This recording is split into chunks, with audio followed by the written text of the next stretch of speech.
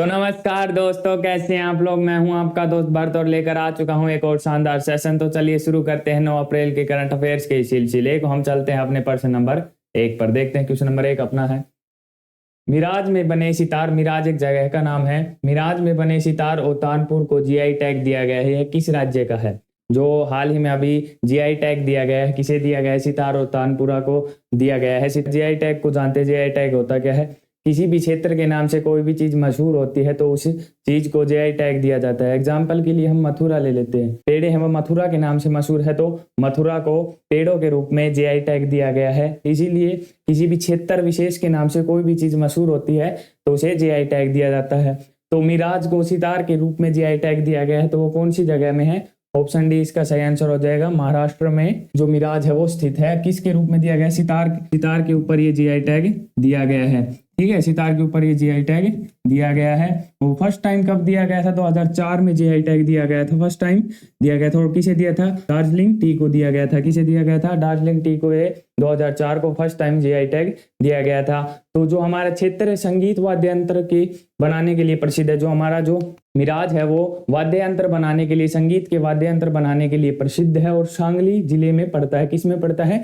सांगली जिले में ये पड़ता है और संगीत के वाद्य यंत्र बनाने में ये प्रसिद्ध है। तो चलिए अगले प्रश्न की ओर चलते हैं हम। क्वेश्चन नंबर 2 हमारा, तुत्सी नरसंहार की 30वीं वर्षगांठ पर कुतुब मीनार पर किस देश का झंडा फहराया गया है?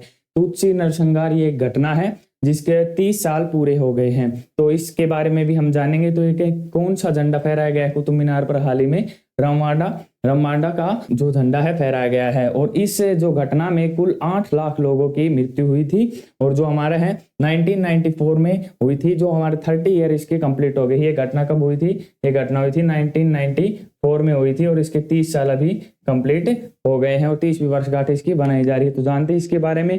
जो हमारे 6 अप्रैल 1994 को जो वारांडा के हैं राष्ट्रपति थे जूनेल हबरियामान की जो हत्या कर दी गई थी, उसके उस समय वहां पर हुतू सरकार थी। कौन सी सरकार थी? हुतू की सरकार थी। और हत्या तुत्सी समुदाय के लोगों की। उन्होंने सोचा कि भाई ये हत्या तुत्सी समुदाय के लोगों की, ये दोनों समुदाय हैं, हुतू और तुत्सी दोनों समुदाय हैं। तो हुतू की सरकार थी उस टाइम पे और तुत्सी समुदाय के लोगों ने उन्होंने सोचा कि इन्होंने हमारे राष्ट्रपति जूनेल हबरियामान की हत्या कर दी है। और तुत्सी लोगों ने फिर क्या किया कि 100 दिनों तक वहां पर क्या चला था? नरसंहार चला था। कुल 8 लाख लोग इसमें मरे थे। ठीक है, कितने दिन तक? 100 दिनों तक ये नरसंहार चला था। 6 अप्रैल 1994 को राष्ट्रपति जूनेल की मृत्यु के कारण ये नरसंहार चला था 100 दिनों तक और 8 लाख लोगों की इसमें मृत्यु हुई थी। तो चलिए नेक्स्ट क्वेश्चन देखते हैं। क्वेश्चन नंबर 3 हमारा, दक्षिण चीन सागर में अपना पहला संयुक्त नौसेना अभ्यास शुरू करने के लिए कौन से देश शामिल हुए हैं? हाल ही में जो दक्षिण चीन सागर में पहला संयुक्त नौसेना अभ्यास शुरू किया गया है, पहला संयुक्त नौसेना अभ्यास शुरू किया है, तो कौन कौन से देश इसमें शामिल हुए हैं? तो जानते हैं इसमें अमेरिका भी है, इसमें जापान भी है, इसमें ऑस्ट्रेलिया भी है, इसमें फिलीपींस भी है। तो उपरोक्त सभी इसका सही आंसर हो जाएगा ऑप्शन ई। तो जानते हैं ये अब कब से शुरू हो रहा है? 7 अप्रैल 2024 को ये शुरू हुआ था।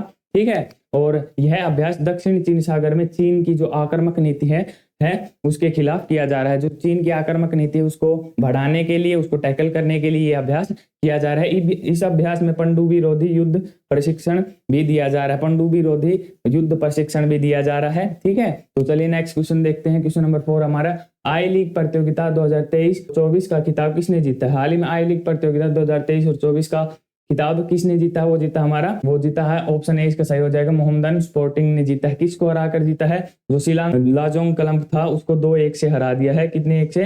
2-1 से हरा दिया है। किसने? मोहम्मद स्पोर्टिंग थे, एक क्लब था, उसने शिलांग लाजोंग क्लब को 2-1 से हरा दिया है और 2023 से 24 का खिताब अपने नाम कर लिया है। और मोहम्मद स्पोर्टिंग ने शिलांग लाजोंग क्लब को 2-1 से हराकर 2023 से और 24 का अपना खिताब अपने नाम कर लिया है। और जाने इसके बारे में, तो जो मेघालय के शिलांग में एसएसए मैदान पर इसे आयोजित किया गया था। कहाँ किया गया था? मेघालय के शिलोंग में एसएसए मैदान पर इसे आयोजित किया गया था और कितने 2-1 से ये जीत मिली है। तो चलिए नेक्स्ट क्वेश्चन देखते हैं। क्वेश्चन नंबर 5 हमारा, विश्व 10 के बेंगलुरु रोड रनिंग चैंपियनशिप के 16वें संस्करण के लिए जो अंतरराष्ट्रीय इवेंट अम्बेडकर के रूप में किसे नियुक्त किया गया है? अंतरराष्ट्रीय अम्बेडकर के रूप में किसे नियुक्त किया गया है? पहले जाने इसके बारे में। जो हमारी रोड रनिंग चैंपियनशिप है ये 28 अप्रैल को शुरू की गई है। ठीक है, 28 अप्रैल को शुरू की जाएगी। जो है 16वां एडिशन इसका होगा आपकी बार। अब की साल 2024 में इसका कौन सा एडिशन होगा? 2024 में 16वां एडिशन होगा और 28 अप्रैल को ये शुरू की जाएगी। तो कौन इसके जो इवेंट एम्बेसडर के रूप में लिए गए हैं, वो लिए गए हमारी वेलरिक एडमंड्स। ठीक है, वेलरिक एडमंड्स को लिया गया है। डेम वेलरी एडमंड्स एक शॉर्ट पुटर है, ये एक शॉर्ट पुटर है। ठीक है, डेम वेलरी न्यूजीलैंड की रहने वाली है, एक शॉर्ट पुटर है और न्यूजीलैंड की रहने वाली है। और जो पहला संस्करण है इस रनिंग चैंपियनशिप का 2008 में शुरू किया गया था। कब किया गया था? 2008 में, वर्ष 2008 में से शुरू किया गया था। और जो हमारी एडमंड्स है वो शॉर्ट पुटर है और न्यूजीलैंड की रहने वाली है। तो चलिए नेक्स्ट क्वेश्चन देखते हैं। अपना क्वेश्चन नंबर 6 है, किस युद्ध अभ्यास के दौरान उन्नाव के आगरा लखनऊ एक्सप्रेसवे पर लड़ाकू विमानों का एयर शो आयोजित किया गया है? हाल ही में एक्सप्रेसवे पर लड़ाकू विमानों का शो आयोजित किया गया था, तो वो कौन सा है? ऑप्शन बी इसका सही आंसर हो जाएगा। गगन शक्ति अभ्यास हाल ही में हो रहा था, तो ये सबसे बड़ा अभ्यास है गगन शक्ति अभ्यास। यहाँ से एक और क्वेश्चन बन सकता है कि सैन्य विमानों का सबसे बड़ा अभ्यास कौन सा है? गगन शक्ति अभ्यास है। और एक्सप्रेसवे पर विमानों का एयर शो आयोजित किया गया है, तो इसमें कुल कितने जो लड़ाकू विमान शामिल हुए थे? कुल 12 लड़ाकू विमान इसमें शामिल हुए थे। ठीक है, इसके बारे में और जाने तो भारतीय वायुसेना ने गगन शक्ति युद्ध अभ्यास का आयोजन किया था, हाल ही में किया है। इस एयर शो में एयरफोर्स के 12 लड़ाकू विमानों ने हिस्सा लिया था। ठीक है, तो चलिए नेक्स्ट क्वेश्चन देखते हैं। नेक्स्ट क्वेश्चन हमारे क्वेश्चन नंबर 7, निम्नलिखित में से किसे स्लोवाकिया के राष्ट्रपति के रूप में चुना गया? हाल ही में स्लोवाकिया के जो इलेक्शन हुए थे, उन राष्ट्रपति के इलेक्शन हुए थे और स्लोवाकिया के राष्ट्रपति के रूप में चुना गया है। किन्हें चुना गया है? वो चुना गया है हमारा पीटर पेलेग्रिनी को। ठीक है, पीटर पेलेग्रिनी को स्लोवाकिया के राष्ट्रपति के रूप में चुना गया है। और जानने स्लोवाकिया के बारे में, हाल ही में पीटर पेलेग्रिनी है वो राष्ट्रपति बने हैं। किसको हराकर बने हैं? स्लोवाकिया के इवान कोस्को को हराकर वो राष्ट्रपति बने हैं। किसको हराकर? जो इवान कोस्को है उसको हराकर राष्ट्रपति बने हैं। और पीटर पेलेग्रिनी स्लोवाकिया की सत्तारूढ़ राष्ट्रवादी पार्टी के सदस्य। कौन से पार्टी के सदस्य? वो है सत्तारूढ़ राष्ट्रवादी पार्टी के सदस्य। किसकी? स्लोवाकिया के। ठीक है, और स्लोवाकिया के 16वें राष्ट्रपति बने हैं। कौन से राष्ट्रपति बने हैं? पेलेग्रिनी है वो 16वें राष्ट्रपति बने हैं स्लोवाकिया के। ठीक है, और कौन सी पार्टी में वो है? तो स्लोवाकिया के सत्तारूढ़ राष्ट्रवादी पार्टी के सदस्य हैं और स्लोवाकिया के इवान कोस्को को हराकर वो राष्ट्रपति हाल ही में बने हैं। तो आई होप आपको समझ में आ गया होगा। तो चलिए नेक्स्ट क्वेश्चन देखते हैं। नेक्स्ट क्वेश्चन है क्वेश्चन नंबर 8, किस देश के खिलाड़ी माइया बाउचर को मार्च माह के लिए ICC female player of the month के रूप में चुना जाता है? ICC female player of the month के रूप में चुना गया है। किसे चुना गया है? आईसीसी के बारे में जानता है, हर एक मैच को कंडक्ट कराती है। आईसीसी है वो कौन सा भी मैच हो, चाहे T20 वर्ल्ड कप कुछ कौन सा भी हो, आईसीसी से कंडक्ट कराती है।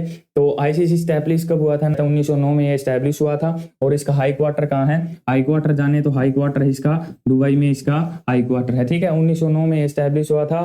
ये कौन सी है? किस देश की खिलाड़ी? माइया बाउचर। माइया बाउचर किस देश के रहने वाली है? इंग्लैंड की रहने वाली है।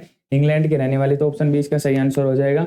और फरवरी ICC player of the match जाने तो हम फरवरी के ICC of the match player कौन थे? एक तो थे हमारे यशस्वी जायसवाल जो हमारे इंडिया टीम के ओपनर हैं, जो इंडिया टीम में ओपनर है यशस्वी जायसवाल। और सेकंड कौन है? ऑस्ट्रेलिया के हैं। ऑस्ट्रेलिया के कौन? हमारे एनाबेल सदरलैंड है। एनाबेल सदरलैंड ऑस्ट्रेलिया के खिलाड़ी हैं। जो हमारे यशस्वी जायसवाल है वो भारत के हैं ओपनर, ओपनिंग में ये बैटिंग करने के लिए आते हैं। तो चलिए नेक्स्ट क्वेश्चन देखते हैं। क्वेश्चन नंबर 9 हमारा, द आइडिया ऑफ डेमोक्रेसी पुकार किसके द्वारा लिखी गई है? जो दो अभी हाल ही में ये बुक लिखी गई है, द आइडिया ऑफ डेमोक्रेसी, तो ये किसके लिए लिखी गई है? जो हमारी यूथ है वो डेमोक्रेसी को कैसे प्रोटेस्ट करे और एटसेट्रा बहुत सारी जानकारी संविधान के खिलाफ इसमें है। तो किसने लिखी है? ये लिखी हमारा ऑप्शन ए सही आंसर हो जाएगा। सैम पित्रोदे द्वारा ये लिखी गई है।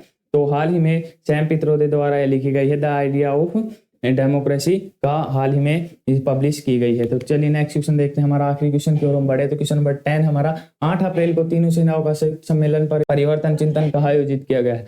हाल ही में 8 अप्रैल को तीनों सेनाओं का संयुक्त सम्मेलन आयोजित किया गया है। तो कहाँ किया गया है? तो ऑप्शन बी इसका सही आंसर हो जाएगा, नई दिल्ली में। तीनों सेनाओं मतलब थल सेना, जल सेना और वायुसेना, हमारी तीनों सेनाओं का सम्मेलन किया गया है। पहला सम्मेलन है और कहाँ किया गया है? नई दिल्ली में किया गया है। इसका उद्देश्य तीनों अंगों के बीच तालमेल बढ़ाना, नए विचारों, नई पहलों और सुधारों पर ध्यान केंद्रित करना है। विचारों आपस में इन तीनों सेनाओं का कॉम्बिनेशन बढ़े, आपस में बातचीत बढ़े और एक अच्छी टीम के रूप में तीनों सेनाएं काम कर सके, इसलिए यह बनाया गया था। इसका उद्देश्य यही था। सेना के जो हम जाने, जो थल सेना के जनरल है वो कौन है? जनरल मनोज पांडे हैं। जनरल मनोज पांडे हैं वो थल सेना के प्रमुख है। और वायुसेना के प्रमुख कौन है? विवेक राम चौधरी जी हैं। ठीक है, और जो नौसेना के जाने तो नौसेना के हैं और हरि कुमार है। ठीक है, और जो 8 अप्रैल को ये बनाया गया है, 8 अप्रैल को तीनों सेनाओं के बीच संयुक्त सम्मेलन ये बनाया गया है और पहला सम्मेलन है। तो अगर आपको वीडियो अच्छी लगी हो तो इसे ज़्यादा से ज़्यादा शेयर करना, चैनल को सब्सक्राइब करना ताकि हमारे अपडेट्स आप तक जल्द से जल्द पहुँचते रहें।